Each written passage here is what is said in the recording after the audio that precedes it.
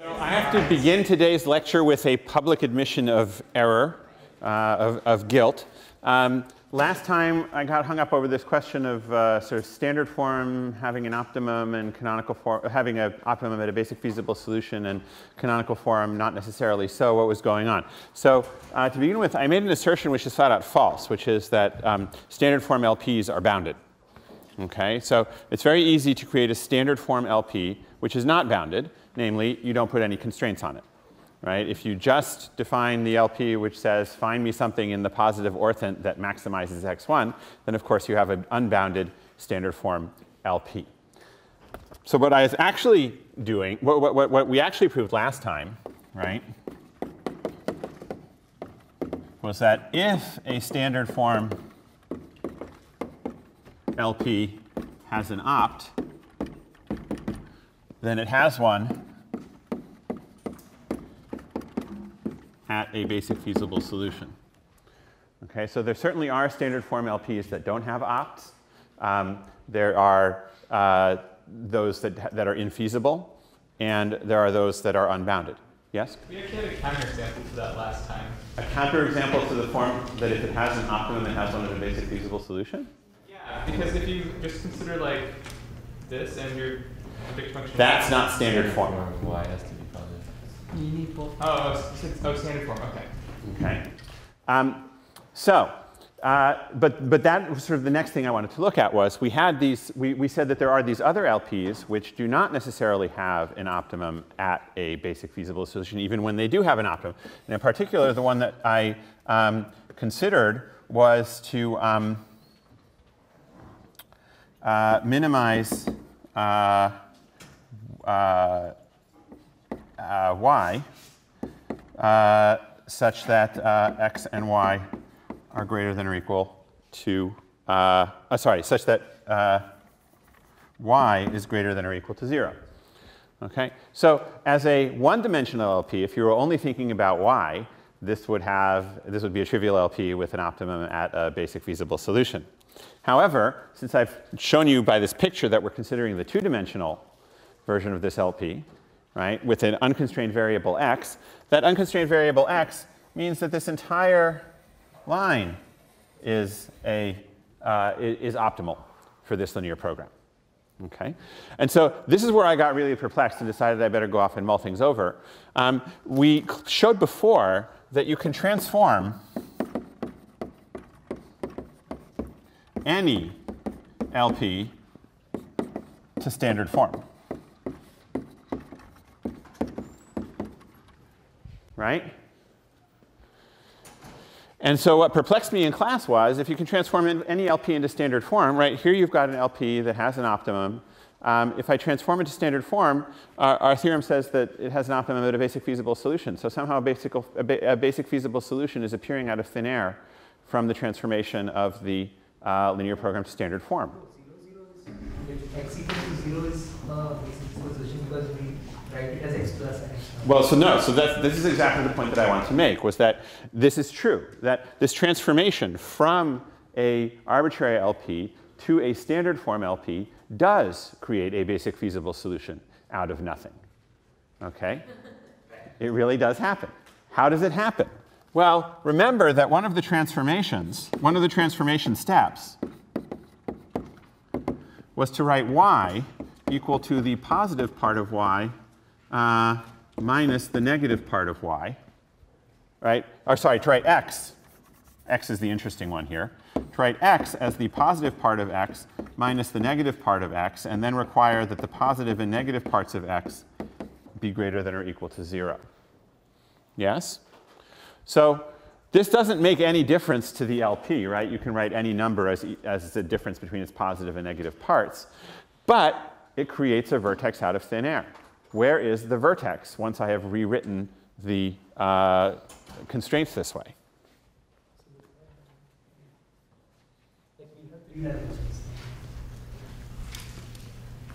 Right, I've increased the dimensionality of the linear program, right? Now it's a 4-dimensional linear program. Well, I don't really need an extra variable for y because I've already constrained it to be positive. So I can look at it as a 3-dimensional linear program, but where's the vertex?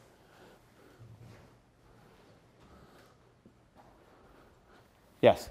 At the origin. It's at the origin, right? So now that we've written it this way,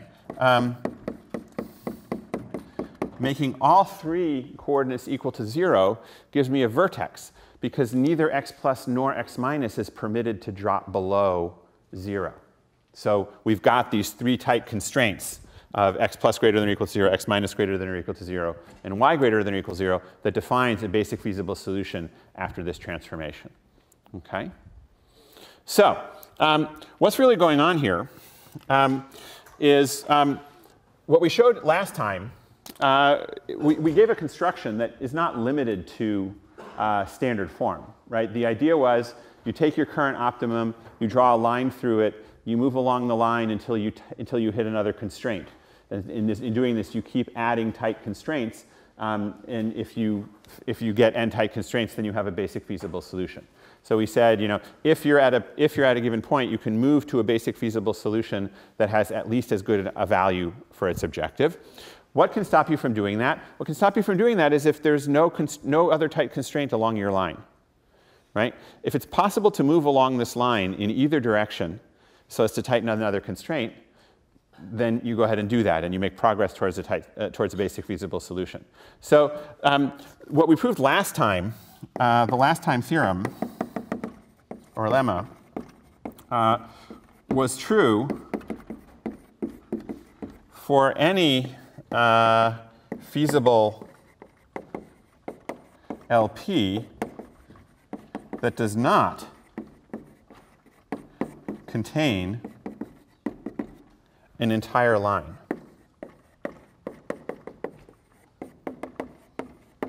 Okay, so the key step of our LP was that if you looked at a line through opt, you would eventually run out of the polytope. So as long as every line is guaranteed to run out of the polytope eventually, then you're fine. So this is what I would call sort of a half-bounded polytope, because the line may be infinite in one direction, staying inside the polytope. As long as you get stuck at the other direction, you can still add a tight constraint. So what we really proved last time was that any half-bounded polytope that has an optimum has one at a basic feasible solution. Okay? All right, so that clears up the confusion from last time, and now we'll dive into the material for today, which is duality. So we started looking at duality last time. And the idea was that we had this LP, right, which we call the primal LP, which we write in the form, in standard form. Minimize Cx such that Ax equals b and x greater than or equal to 0. And now we proceed in a sort of natural way to find a lower bound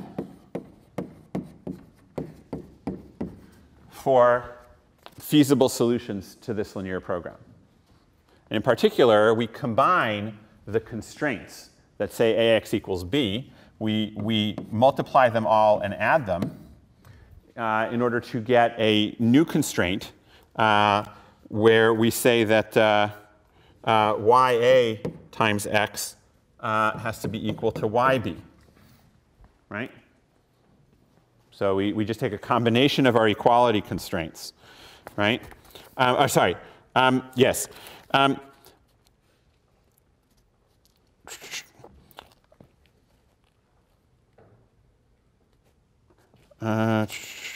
Sorry, I'm running my notes backwards.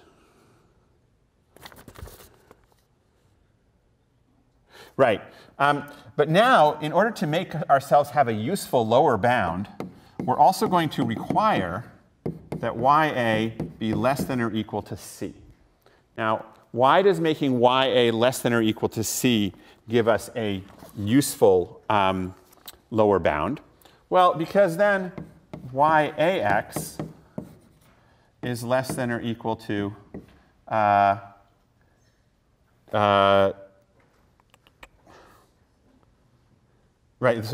yb, which is equal to yax, is less than or equal to cx. So why is this less than or equal claim true, right? If we were doing scalars here, this would all be easy, but we need to think about what's going on with our vectors. So why does the claim that ya less than or equal to c allow me to conclude that yax is less than or equal to cx when we're trying to find this lower bound? Yes? X is positive. Exactly, right? So since we are only considering non-negative x's, right? We're trying to find a lower bound for feasible solutions here. Any feasible solution here has positive x's. So we have a vector which is coordinate-wise smaller than c. We now multiply each of those coordinates by a positive number and add them up. That's going to give us something smaller than multiplying c by the same positive numbers and adding them up. Okay? So this is why we get a lower bound. YB, lower bounds, the optimum value of Cx. Is that clear? It's very important, so I want to make sure that everybody gets that bit. So now, once we've got this technique for finding a lower bound, the natural thing to do is to optimize the technique. So what we can ask is, what is the maximum value of YB such that YA is less than or equal to C? Because this gives us the largest possible lower bound for the primal problem, right? And this is called the dual linear program corresponding to this primal. Okay. And so the solution to this LP is a lower bound on the solution to this LP. Okay. Now, why did I call it a dual? What's the thing that you expect to be true of duals in any mathematical domain? Yes? Take the dual of the dual, you get The dual of the dual should come back to where you started, right? Duality is a pairing operation. So let's try taking the dual of the dual.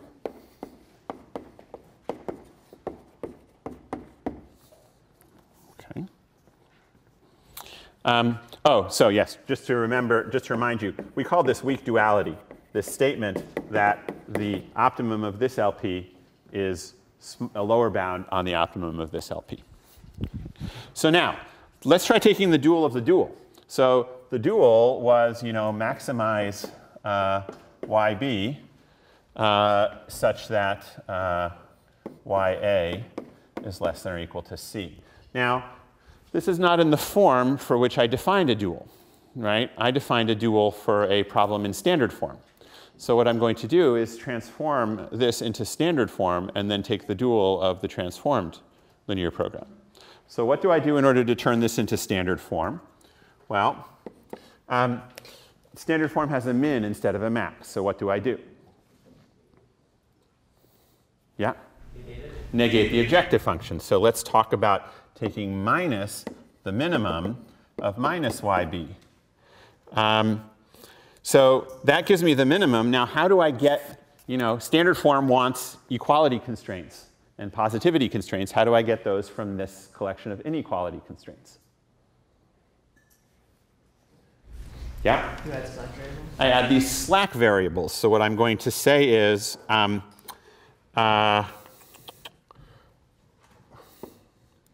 also going to transpose things because, again, I just want it to look exactly like standard form. So I'm going to say A transpose times Y plus an identity matrix times slack variables should be equal to C. Right? But also that S is greater than or equal to 0.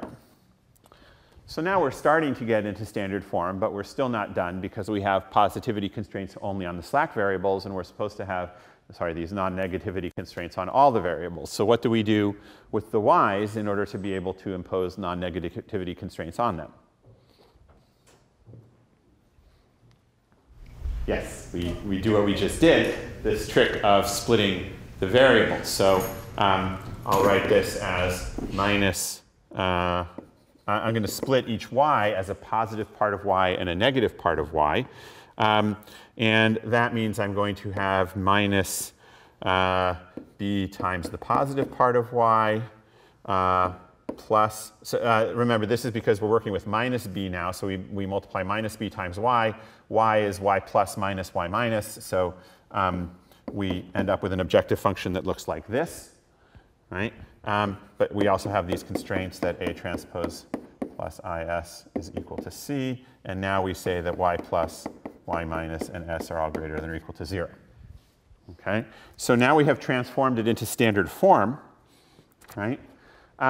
But we've done so at the cost of, we don't have pretty matrices anymore. So now if I just write this in matrix form,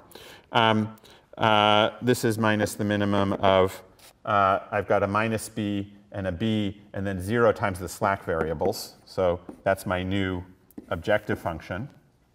And it's multiplying the positive, negative, and slack parts of y. Okay, if I'm just stacking up 3 column vectors to make one big column vector.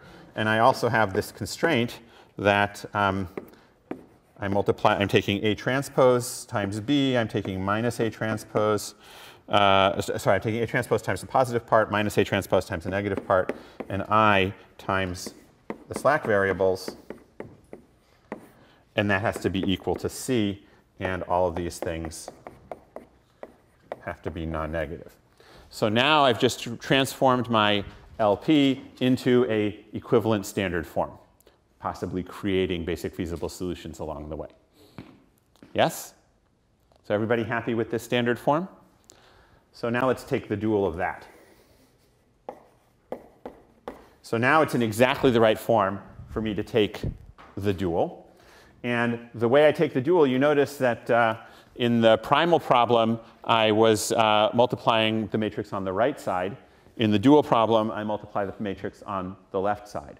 So I'm going to define a dual variable z. So I'm going to define a dual vector z. And that now multiplies, the objective function comes from the constraints in the primal. So now I have a c times z objective function. And the constraints, the z vector, now multiplies the constraint matrix, but from the left instead of the right. So I say that z times this matrix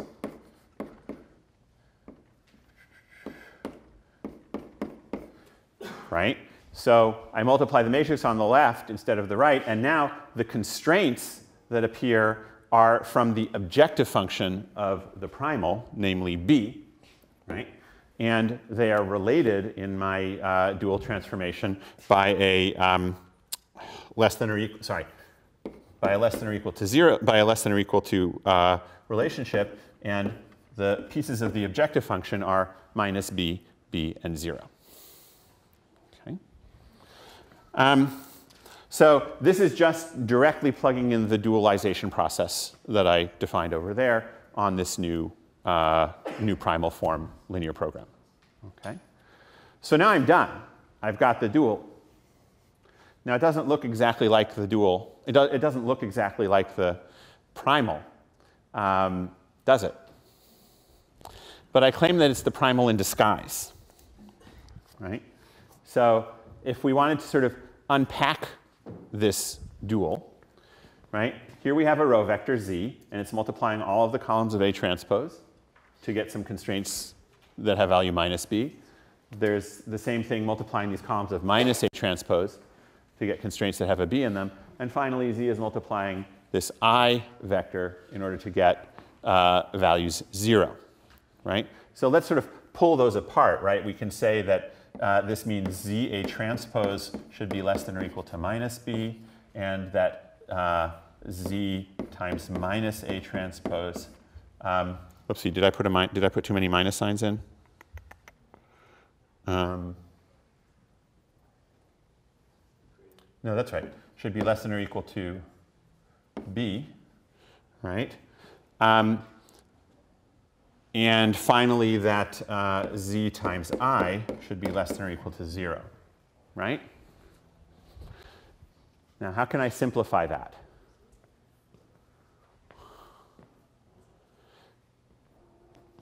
So let's rewrite this as z times A transpose greater than or equal to minus b, right?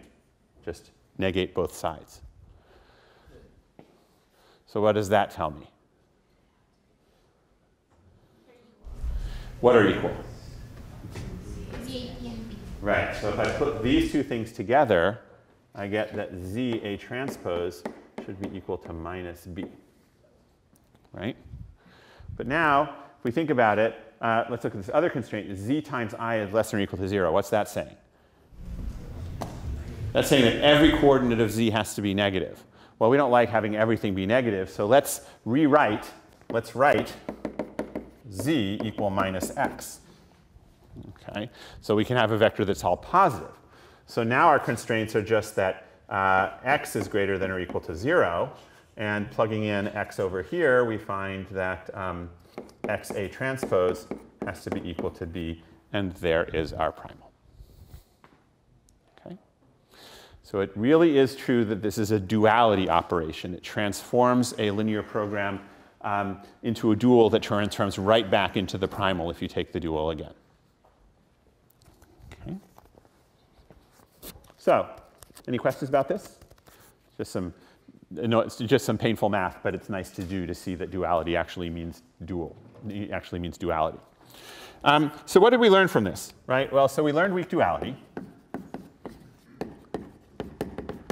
where we said that if we have a primal, which I'll call P, which has optimum Z, and we have a dual, which we'll call D, with optimum W,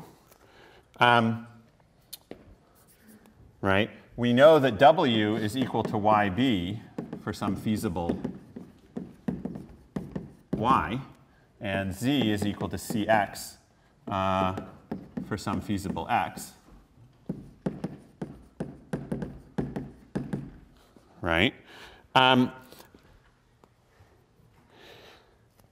And if X is primal feasible, and Y is dual feasible, then we know that YB is less than or equal to YAX, which is less than or equal to CX, which implies that for this primal problem, which is a minimization problem, the optimum value Z is bigger than or equal to the value of the maximization problem W. Okay? Now, there are some other things that we can immediately conclude from this. So corollaries. Okay. Here's an interesting one. If D is feasible, then P is bounded.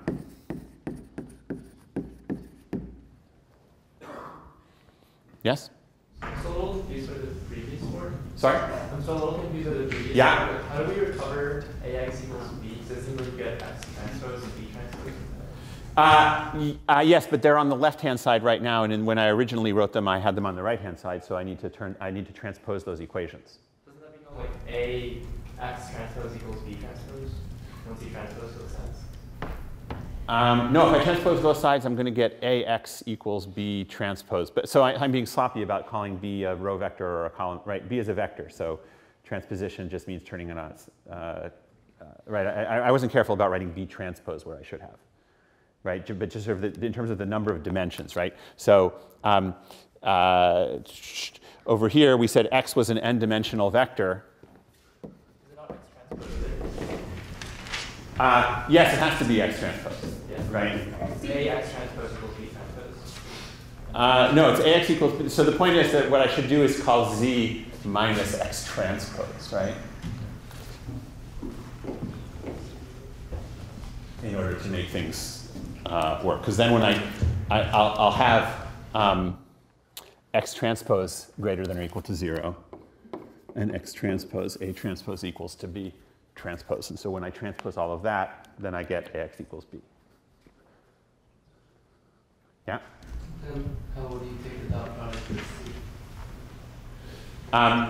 So I have to think of C as a column vector. Sorry, C as, it should be ZC, right? So, okay, so I've been sloppy on this board about sort of row vectors versus column vectors. They're both vectors, and so there's just dot products, right? If I really want to be careful, then I should remember that C, as you can see over here, is a column vector, right? Sorry, is a row vector, is a, okay, so let's see. B is a column vector, so C is a row vector. So Z is going to have to be a column vector in order for the, I'm going to transpose it and take Z a column vector times C transpose in order to make all this work. So if you want, I'll go through the notes carefully and mark up the transposes, but in general, I don't worry about whether, I think the dimension analysis tells you whether you should be vertical or horizontal, and so I don't worry about it. But I'll double check in the notes that I've marked all of the transposes properly. Okay? All right, so why is it that if D is feasible, then P is bounded?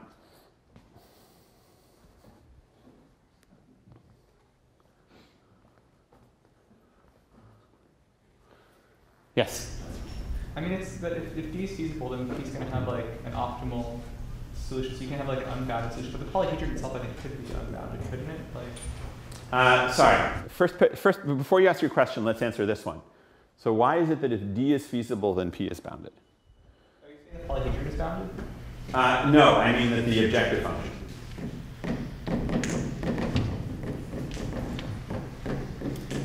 The value of the primal is bounded. So why is that? D forms lower bound. Right. It's because any point in D that is feasible defines a value for the dual objective, which we've just shown is a lower bound for the value of the primal objective. So as soon as we know there's a lower bound on the primal objective, we know that that's the definition of the primal objective being bounded. Right? And conversely, if P is feasible, then D is bounded. Right? So really, there are actually just 4 interesting cases for LP. Okay. One is that they're both feasible. And if they're both feasible, then they're also both going to be bounded by each other. And so they're both going to have finite optima. Okay. Another possibility is that one is unbounded. Now, just taking the contrapositive, if one of them is unbounded, then the other must be infeasible.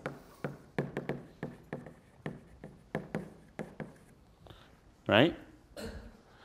So those are sort of 3 interesting cases. There's also one really sort of annoying case, which is that they can both be infeasible. And people tend to forget this one. One of my colleagues forgot it last week and was kind of surprised when I mentioned to him that he'd left out one of the cases. But if we do ignore this case, which is a pretty uninteresting case when you're trying to do algorithms, we can cover all of these by referring. So if we have an unbounded primal problem, so notice that the primal problem is a minimization problem. So if we write an unbounded primal, opt as minus infinity. Okay. And we can also take that to mean to correspond to the value of an infeasible dual opt. Right? That kind of makes sense, right? If you're trying to minimize and you're unbounded, then you can achieve minus infinity. If you're trying to maximize, which is what the dual optimum is doing, and you can't achieve anything, then we just describe that as minus infinity because you can't even get to some very negative number. And conversely, we write an unbounded an unbounded dual as plus infinity, and an infeasible primal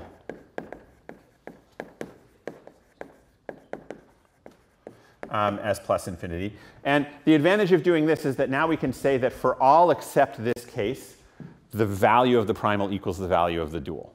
We sort of cover the unbounded and infeasible cases at the same time. Okay. All right. So that was weak duality, which tells us about getting a lower bound on our primal by looking at the dual. But now we get strong duality, which is the real sledgehammer in this area. Strong duality says that if even one of them is feasible,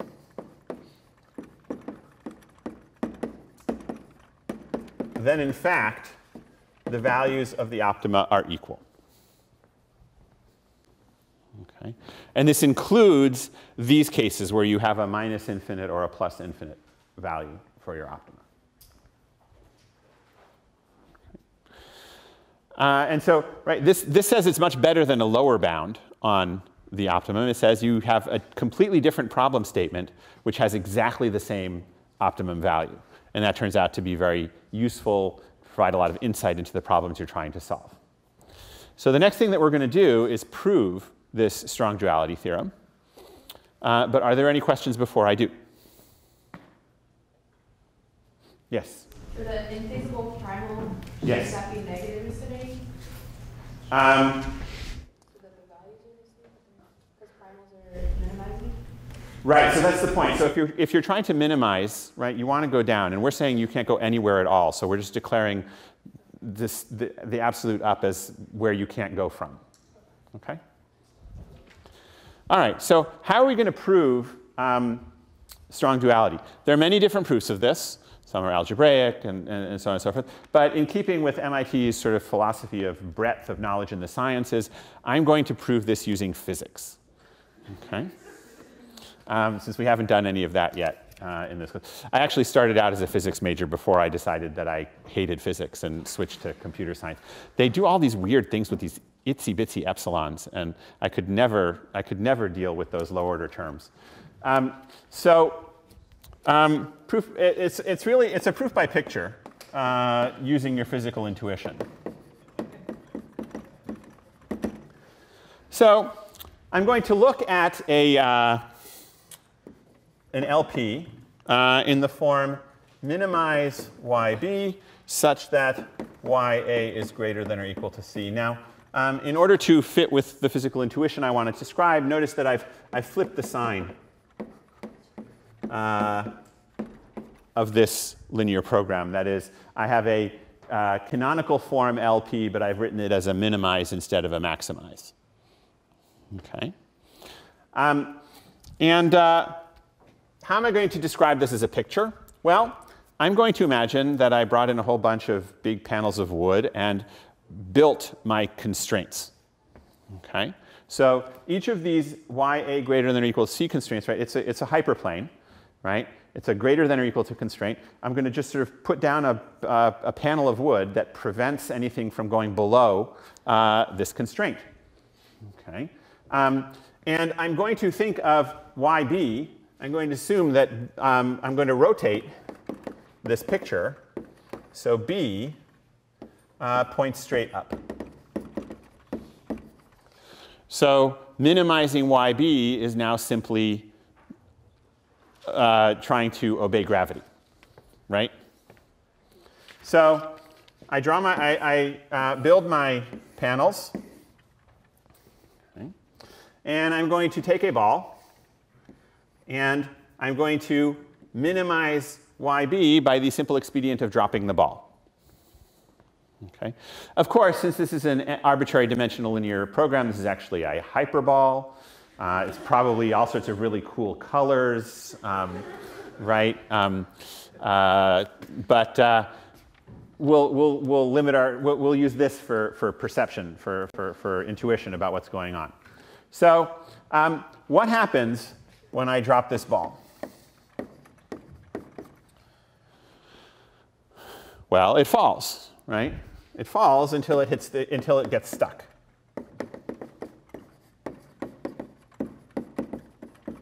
And I claim that that's the optimum, right? Just by our sort of physical intuition. But what we're going to try to understand now is we're going to try and derive the equality of the dual from understanding this optimum. So where in this picture does the ball get stuck? Well, here at the bottom. Okay. So there's my ball. Actually, I'm going to draw a bigger ball so that we can see things better. Okay, maybe I dropped an egg. So why is it stuck?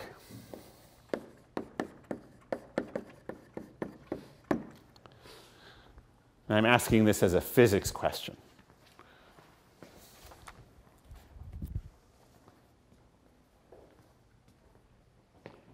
Why isn't this ball moving.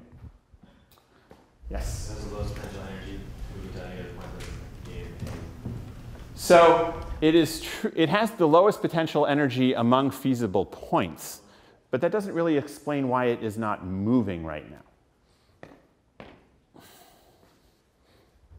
Yeah? Any direction it moves in will make it want to move back. That sounds kind of algorithmic in nature. Somebody who's taken mechanics recently, why do things not move? Yeah? Net force on it is 0. Net force is 0, right?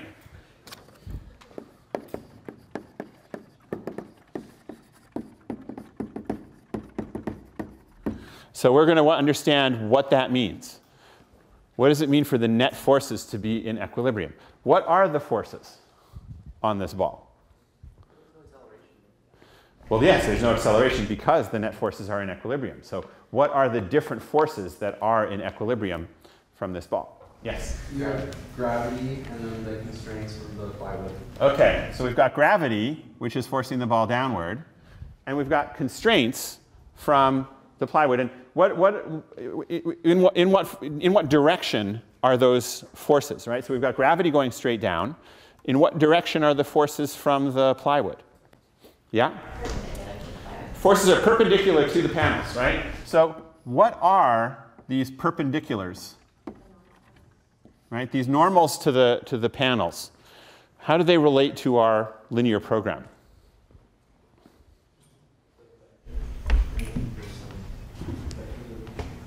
They are the vectors of the constraints, right? So if you think about it, when we say, you know, when we take one of these constraints, right, y times column 1 should be greater than or equal to C1, right? This is column 1. So I'm going to write this as capital A1, right? And here's capital A2, capital A3, and capital A4, right? Those columns are the normal vectors to these hyperplanes, right? So what we now know is that these forces combine somehow to cancel out the force of gravity, right? Now, we don't know the magnitudes of the forces, right, yet. But we have some magnitude, right? So there's a magnitude xi for constraint force ai. Right? And once we've written down these magnitudes, okay, what sort of equation can we write down in order to say the forces are in equilibrium? Yeah? Sum of ai xi is 0? Well, the sum of ai xi is not going to be 0 because that's only looking at the panel forces. And there's another important force in play. What's the other important force? It's B, right? So what we're going to find is that sum of ai xi is equal to B, the force of gravity. Okay. And remember, we're sort of the way I've drawn this, all of the constraints are pointing upwards. They're going to produce an upwards B force, which cancels out the negative B force from the downward B force from gravity. Okay. So of course, this is just we can just write this another way and say that ax equals b, right? So that's kind of promising, right? That's the first piece of our dual linear program. Okay. Now there's another interesting thing that we can argue. So we in fact we what else can we say about these x's? Yeah. They're all non-negative. They're all non-negative, right? Why are they non-negative? They're the magnitude of the force. Right. These aren't magnetic walls. They're not pulling on the ball. They're pushing it away. So there's a positive force in this AI direction. Okay. So if I take this and this together, what does that tell me? Yeah? Your primal is feasible. Right. So this is a primal what did I call my prime? So my primal was in standard form. So yes, so this is a primal feasible x. Right?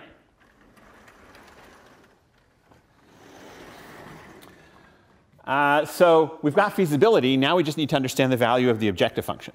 So there's another important thing that our physics tells us about this solution. Okay. Can all of these x's, can all of these walls, all of these x's be exerting forces on the ball?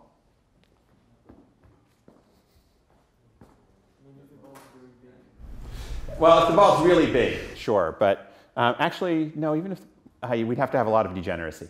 Right, so, but ignoring that case, right, if we're talking about a small ball, what walls can we rule out as exerting no force on the ball? Yeah? Any walls the ball isn't touching. If the ball is not touching a wall, then there's no force being exerted by that wall. Right? So only constraints touching the ball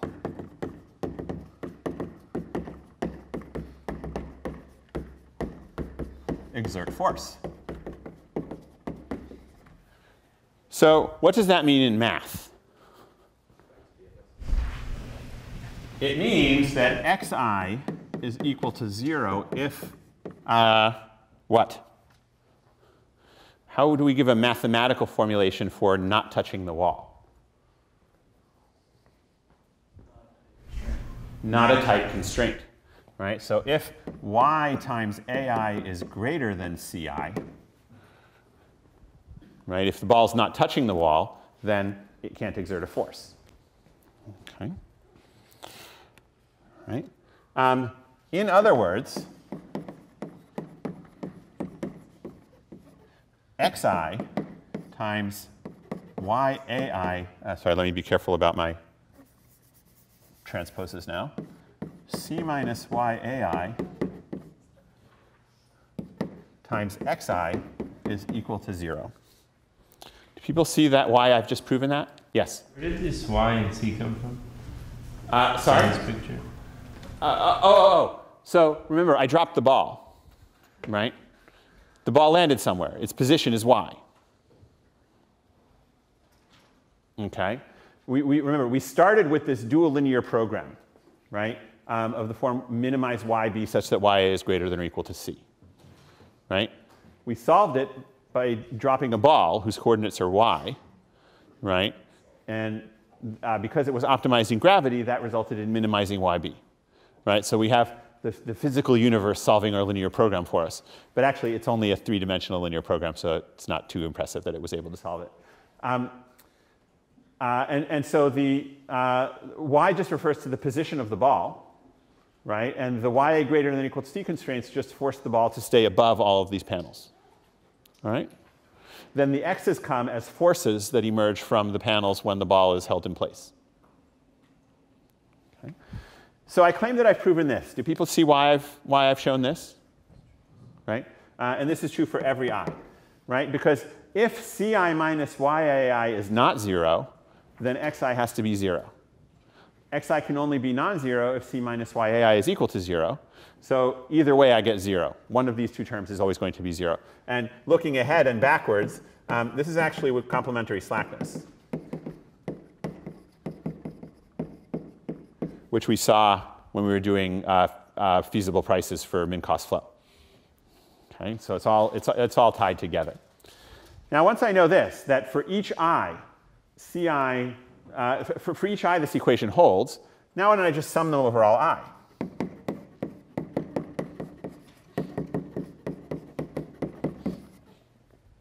Okay. But since I'm summing a bunch of vector multiplications, I can rewrite that as a matrix multiplication and just conclude that cx minus yax is equal to 0. In other words, cx equals yax. Okay. But we already know that ax is equal to b because of our balance of forces. So in fact, we have discovered that the value of Cx for our force vectors is equal to the value of Yb for our position vector. Okay, so we have shown that x is a primal solution whose value is equal the dual optimum. And since we already have weak duality, right, we know it can't be any better than the dual optimum. That tells us that actually x is optimal. And it also tells us that the primal and the dual have the same solution. Just the magic of physics. Yes? How do we handle the plus or minus infinity cases? So I've given you a proof in physics, but this isn't a physics class. So now I really should give you a proof, right? So that's what I'm going to do. And I believe, so in a sense, you can get the plus and minus infinity cases by saying if you're not finite, then the proof doesn't hold. But I think it will fall out of the proof that I'm about to give you, the sort of formal proof. Yes. Are those cases true by definition? Like how you define the value of yeah, these actually, the sort of plus and minus infinities actually come straight out of weak duality, right? Because if I have an unbounded primal, then there's no solution, then I can't have a solution to the dual. Otherwise, it would provide a bound on the primal. So really, I only have to think about the finite case. Thank you. Okay. Okay, so let's do a real proof now. Or sorry, it's not a real proof, but let me sort of get rid of the physical intuition bits and instead think about how we could formalize this mathematically if we wanted to.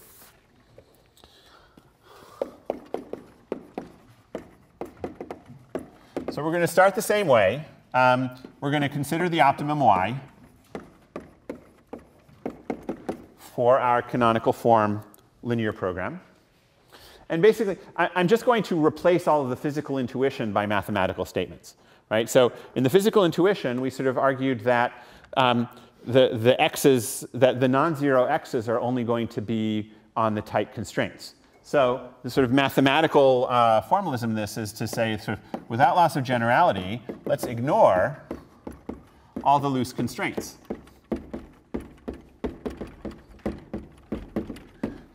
Okay, so I had this canonical form linear program. I found its optimum.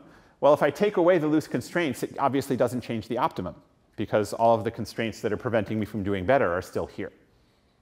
Okay, so we're only going to consider the loose constraints. If any of them are redundant, I'm going to drop those two. So, you know, if I have a really strange ball where all of the points meet, right?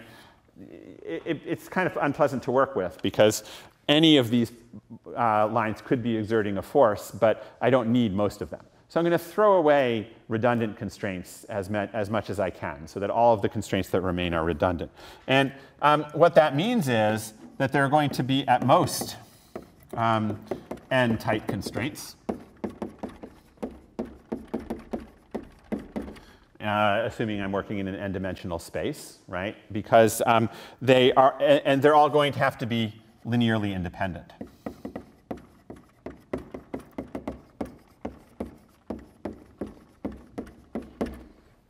Okay. So in this simplified linear program, since they're all tight, what I have is a y such that y times a is equal to c for all of the constraints that remain, right? And also, a has full column rank.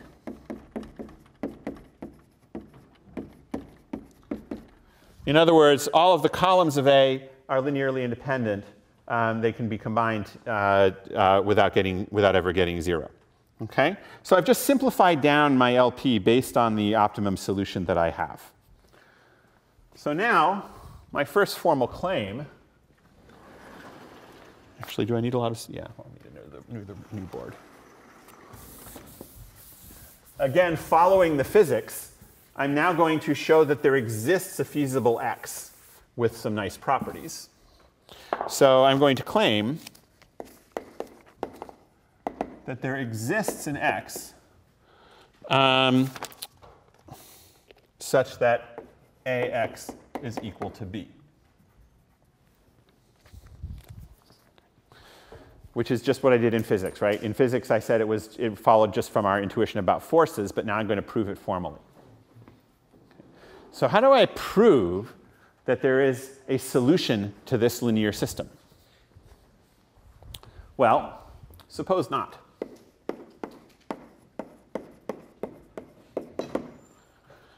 If I tell you that there is no solution to this linear system, where can I go with that?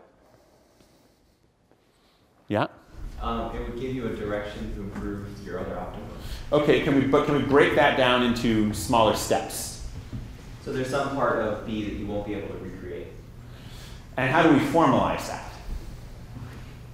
I mean, that is the definition, right? We're saying that the columns of A do not span B. Does this ring any bells? When did we talk about this before? What can we conclude if the columns of A do not span B?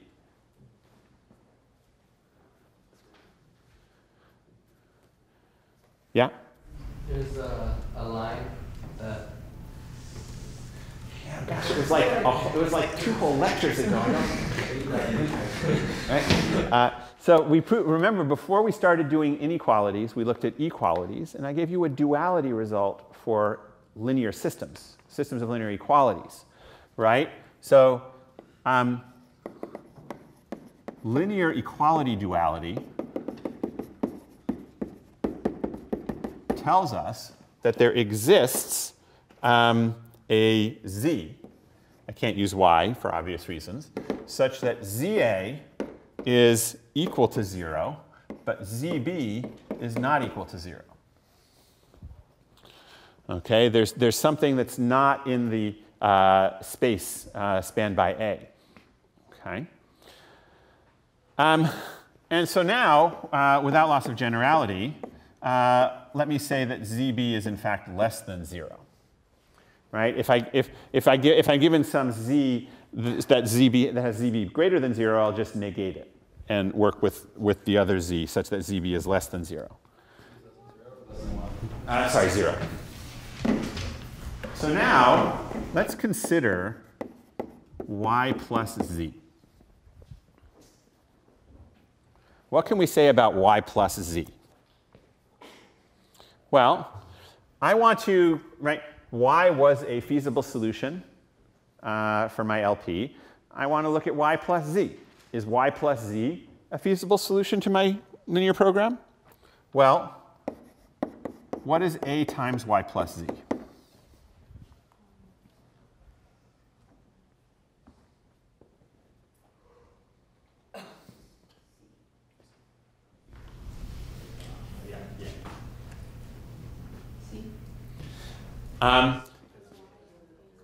Right, so AZ, we just said, is equal to 0. Sorry, I should put things on the proper side, right? So z plus y times A is equal to ZA plus ZY. Plus ZA plus YA. But we just said that ZA is equal to 0, so this is equal to YA. And what's YA? It's equal to B. Okay. C. Okay. So what does that tell us? It tells us that y is feasible.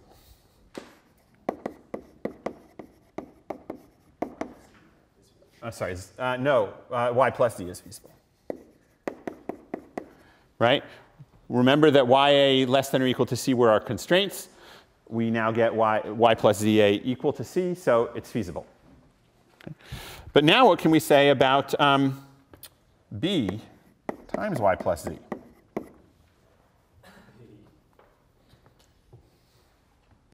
Or maybe I should say y plus z times b. Right? Yeah? It's better than y. It's better than y, b, right? So what does that tell me? Yeah? Are you trying to maximize YB? So isn't this worse? You should just, I mean, you can fix it easily. So. Oh, let's see. I put less than there. You can just change the without loss of generality. Right, remember over here I was looking at this min y LP, right? Minimize YB such that YA is greater than or equal to C. Okay. So what happens here, I get something that is smaller than YB. So what's wrong with that?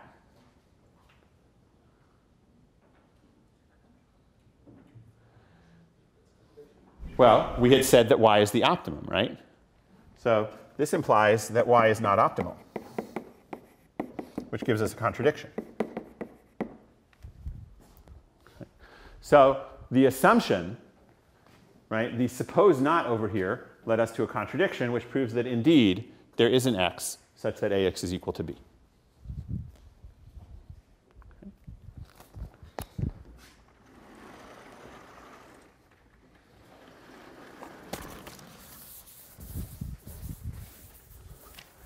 What's the next step in our physics argument? Well, it was to prove that all of these x's were, it was to prove that the value of this solution, that the value of these solutions are equal, right? That cx is equal to by. So let me claim that for this x that we've just found, that we've shown existed, yb is equal to cx. And that proof is actually very straightforward because we just said that ax is equal to b, right, in our dual solution. In the primal, where we started, we said that ya is equal to c, right, by our simplification.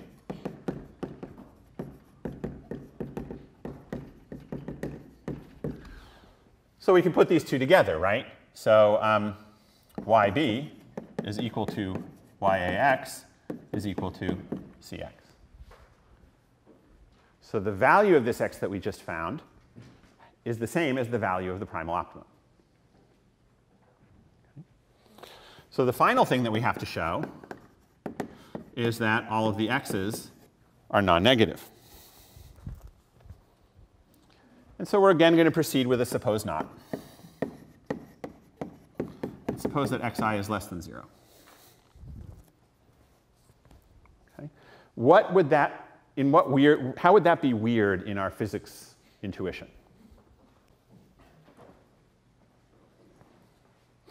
Yeah? It would be as if one of the boards was like pulling the ball to it? Right. One of the boards is pulling the ball. Right?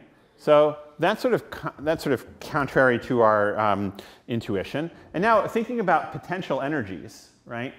If you have a board pulling on the ball, then lifting the board up will actually decrease the potential energy of the ball, right? It'll sort of get closer, right? And that doesn't work. And we're just going to put that into math. So what I'm going to do is I'm going to let c prime equal to c plus the unit vector corresponding to the coordinate I that is negative. Okay, so this is a vector that has a 1 in the ith coordinate. Okay. So I'm now going to think about a changed constraints, right? So remember the c's were the positions of these boards. And what I'm doing now is lifting that board higher. Okay? And asking, if I lift that board higher, well, our physics intuition tells us that that should actually make the ball go higher. Right? We're going to find out that it makes the ball go lower. And that's going to be our contradiction. Okay? So we're moving the ith constraint up, in a sense. So now let's consider solving the linear system ya equals c prime.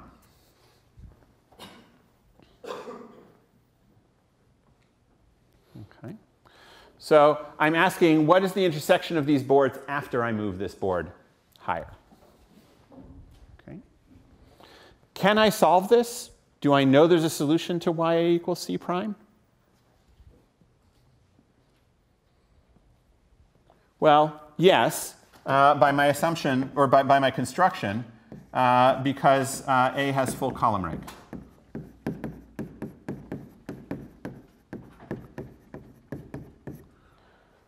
Okay, the columns of A span everything. So in particular, I can find a linear combination of them that spans C prime.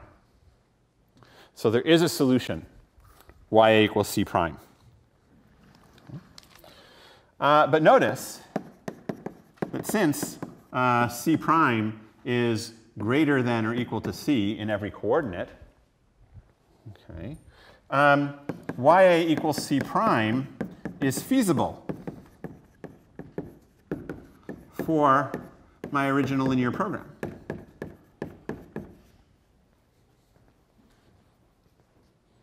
Right? My constraints were that ya should be greater than or equal to C. For this y, I have ya equals C prime, which is greater than or equal to C, so I'm feasible.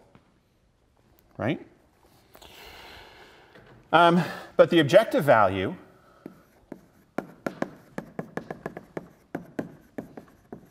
is y prime times b, which, as we saw above, can be written as y prime times ax, which is equal to c prime times x. Right?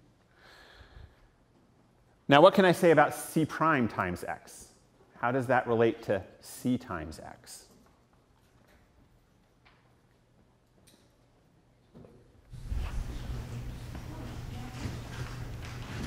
Right? This is less than cx because, or sorry, I can actually write exactly what it is, right? It's equal to cx plus ei times x, which is equal to cx plus xi, right? But xi was negative, so this is less than cx. So this again gives me a y prime which is feasible and has better objective value than y. So I've got a contradiction again. I found if I allow for any of the x's to be negative, then that tells me that there is a y that is better than optimum. And that proves by contradiction that it's impossible for any x to be negative. Okay? So summarizing, right, I've now gone through the complete process. All right? I found this x such that ax equals b. I proved that it's non-negative in every coordinate, which means that it's feasible for the dual linear program. And then I showed that its objective value was equal to the objective value of the optimum of the primal. So that tells me that x is actually dual optimal. Okay. And so that completes a formal proof that these two LPs, the primal and the dual, have exactly the same optimum solution. Yes? How do you adjust this argument when you have degeneracy? Because the last part. Great question. Sorry, degeneracies or, sorry, I thought you were going to ask something else. So now it's not a great question anymore, but I'll answer it anyway. Right? So for degeneracies, well, essentially what I've done is with degeneracies, right, where if I had many constraints that all intersected at the same point, I said, I'm just going to ignore a bunch of the other degeneracies. I'm going to find an x that works with a smaller set of columns. If I want to bring back the other columns, I just set those x's equal to 0. It doesn't change anything. In the last part where you get y, is that still be feasible to all of them? Yes, because in a sense, if I just sort of decide in advance that I'm going to put 0 x's on all of the other columns, then, sorry, remember that the degenerate columns are linear combinations of the columns that we started with. And so I can still solve it. And I'll get exactly the same value out of the linear program. Okay? Yes? What does minimizing the primal in this physics picture, what's the intuition? What's the intuition? The intuition of minimizing y here is dropping the ball, right? Yes. Having so you want to it go maximize the primal. Sorry, so you're calling this the primal or the dual? I don't know, the one with the x. Okay, so the one with the x is about the forces, right? And so in this problem, you're going to be trying to maximize some quantity involving the forces. I don't know immediately. I don't have a physical intuition for what that is doing. It may be like maybe some potential energy function, and if anybody comes up with it, I'd love to know. Okay, but for me, this physics intuition just drives. That's how you can derive this formal method. The formal method does not rely. Right? You'll notice that I never said that the dual solution maximizes anything. I said that it had a value equal to the primal. Right? In a sense, maximization and minimization are a little bit irrelevant. Right? Showing that the primal and dual have the same value, you don't have to worry about talking about maximization or minimization. Okay. All right. So, and actually, that takes me to so just an interesting little intuition about these dual variables, these x's, that you can see operating here. This dual variable x, in the analysis that we did over here, right, it shows me how much, right, it shows me how the objective value changes as I move the ith constraint. So these dual variables x sort of represent the sensitivity of the optimum to changes in the corresponding constraint. Okay? And so certain constraints, right? Certain constraints, if you increase them, it changes the value of the optimum, and a larger x in that constraint is corresponding to that constraint is going to tell you that the optimum changes more quickly when you move that constraint than it does when you move a constraint that has a small x. Okay? So again, if you know calculus, which I don't anymore, this, you can, you can sort of start to see derivative kind of arguments here, right? That sort of, if you look at the derivative of the objective function with respect to some constraint, it comes out from the dual variables. Okay. Next interesting, so there's a very interesting immediate corollary from this. Now that we have shown, let's see, which board am I up to? I think I'm up to the physics board, right?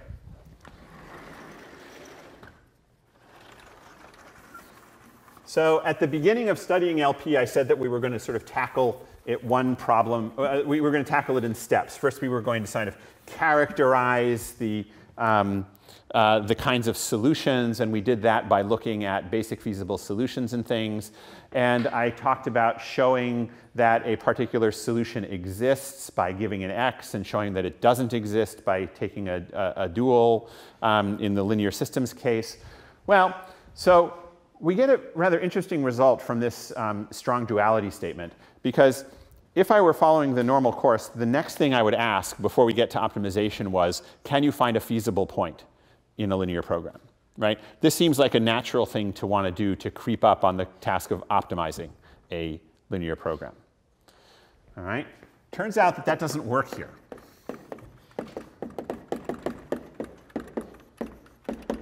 So if we talk about feasibility versus optimality for linear programming, okay, it would seem that optimality should be harder, right?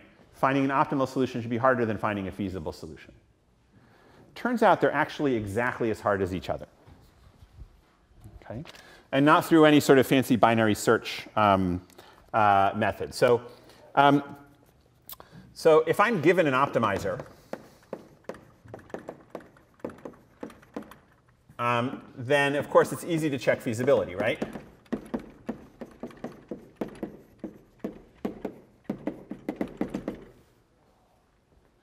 Right? If I have a black box that can find the optimum solution to a linear program, how do I use it to check the feasibility of a linear program?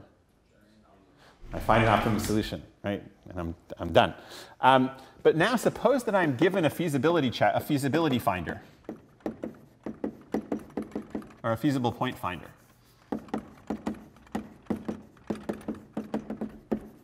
How do I use that to optimize? Yeah? So you form the primal and the dual, and then you require that the primal optimum is equal to the dual. Right. I play this one game with the constraints, right? So I had this, you know, min of by such that ya is greater than or equal to c. I looked at the dual, right? Max cx, ax equals b, x greater than or equal to 0. Those are optimization problems. I just smush them together. I say ya greater than or equal to c, ax equals b, cx equals by. Notice that there's no objective function here. It's just a set of linear inequality constraints, right? But I claim that any feasible solution is optimal.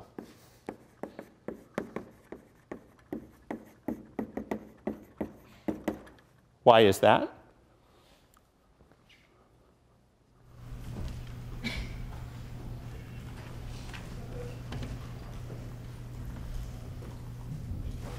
it be y less than or equal to c? I started, up here I was looking, again, I'm doing the physics version now, so I was looking at the min of by, which made the dual be a max. Okay? So why does solving the feasibility problem here give me optima? Yes? Right. So the point is that weak duality says the solutions can't pass each other.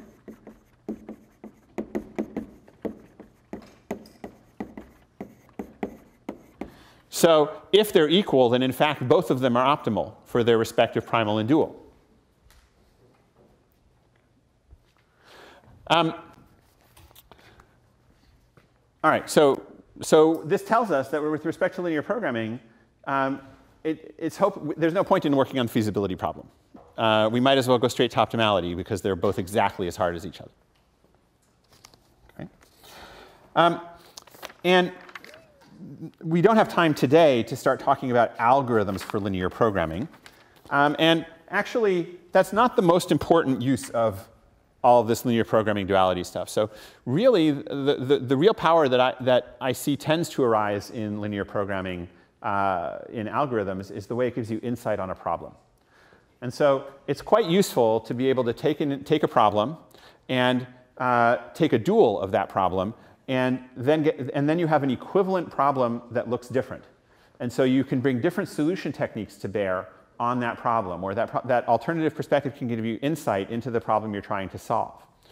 Now, in order to do that, it's important to be able to take duals sort of smoothly. And so I'm going to finish by just sort of taking you through the process of how does one sort of quickly take a dual without getting lost in the algebra.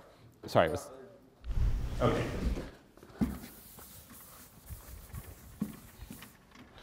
So the problem is that we prove duality just for standard and canonical forms.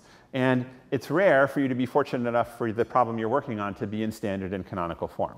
So you need to be able to take a dual of any LP. Okay.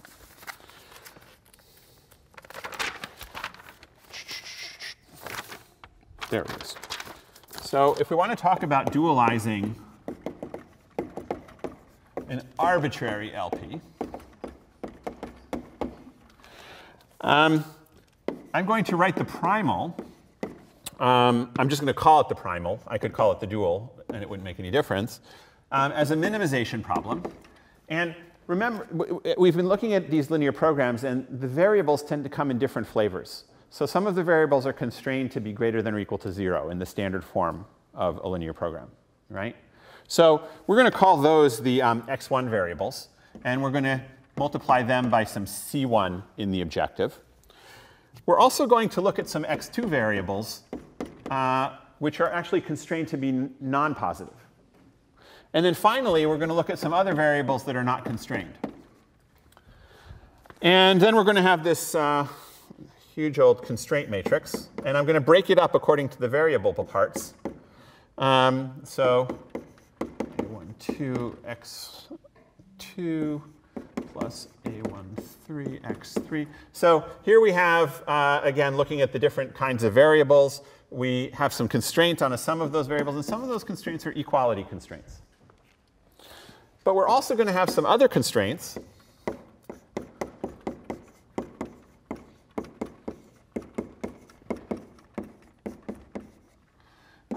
which are going to be lower bound constraints. And then finally, we're going to have yet other constraints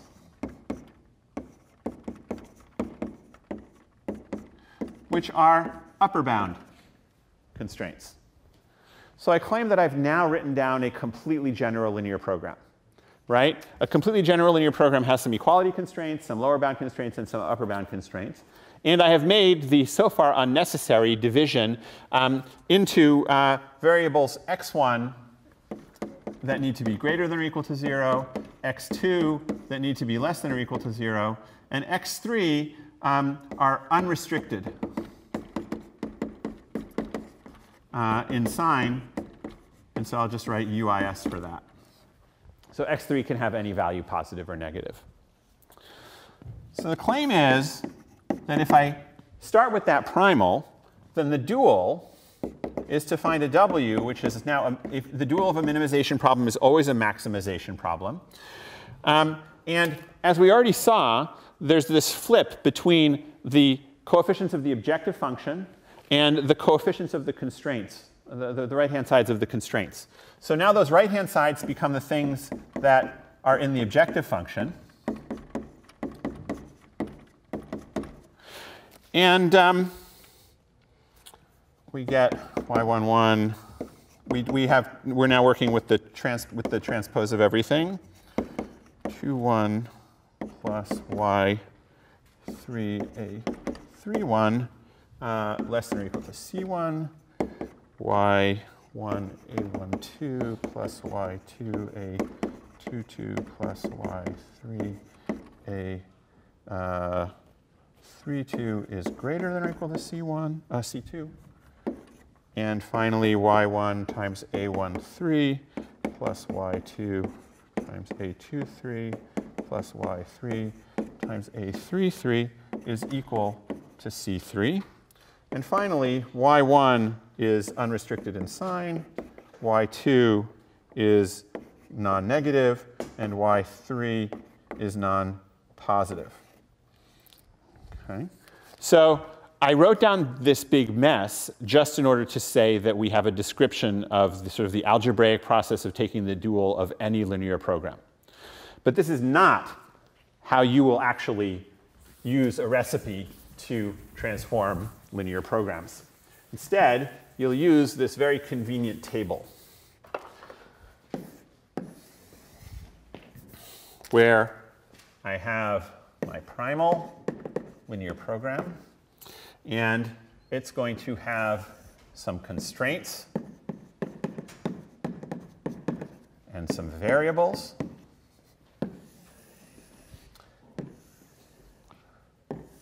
And the primal is going to be a minimization problem, and it's going to have a dual, which is a maximization problem.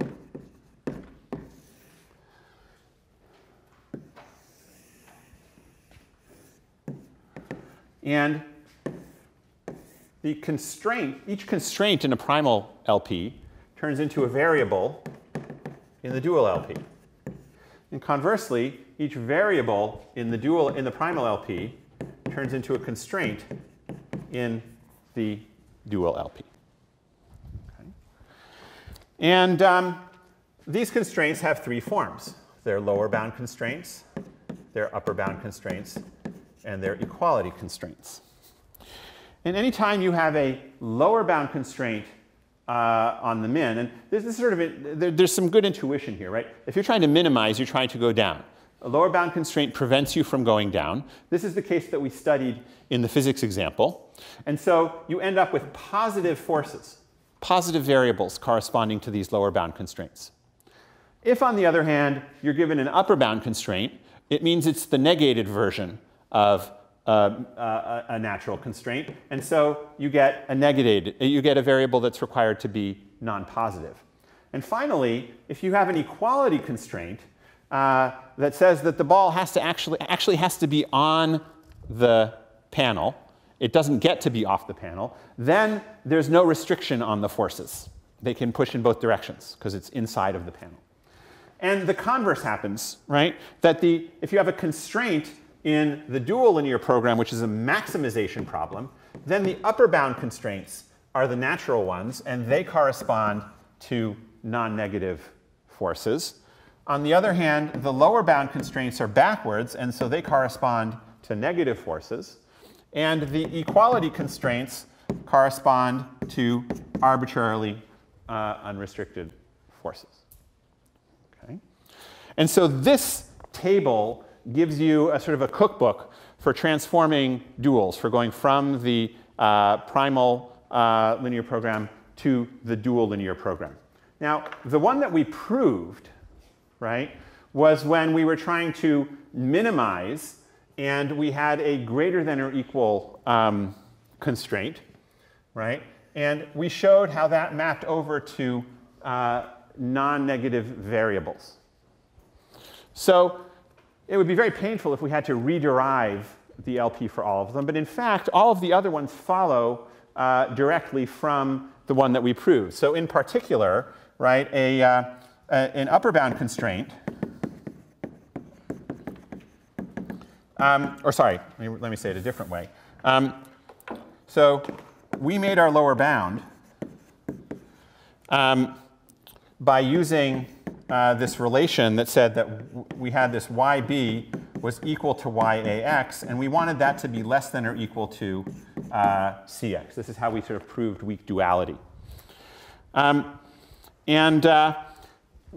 We said that we wanted positive x's to correspond to upper bounding constraints in order, yes?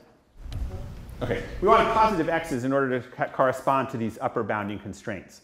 So it's very natural then that if instead we have lower bounding constraints, then we need to flip the sign of the x in order to be able to continue to apply that lower bound argument. On the other hand, if we have equality, right, if in fact YB is equal to YAX on some coordinate, then we can use a positive or a negative x because we're getting equality on both sides of the equation, and so the lower bound continues to hold. Okay?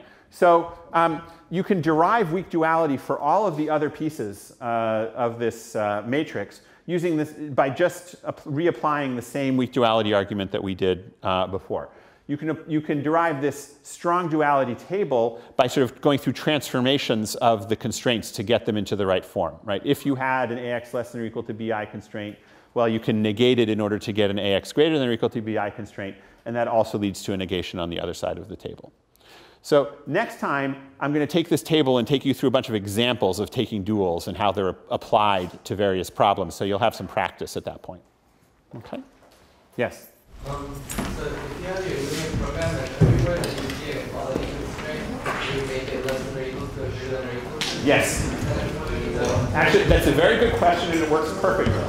Right? Because if you have an equality constraint, which means you have a variable that's unrestricted in sign, if you split that into a positive constraint, if you make a positive constraint and a negative constraint, then you get one variable that's allowed to be positive and one that's allowed to be negative. And so that way you can cover the whole range of possible signs of the variable. Okay? So it works perfectly the way you would expect. I'll show that in more detail next time.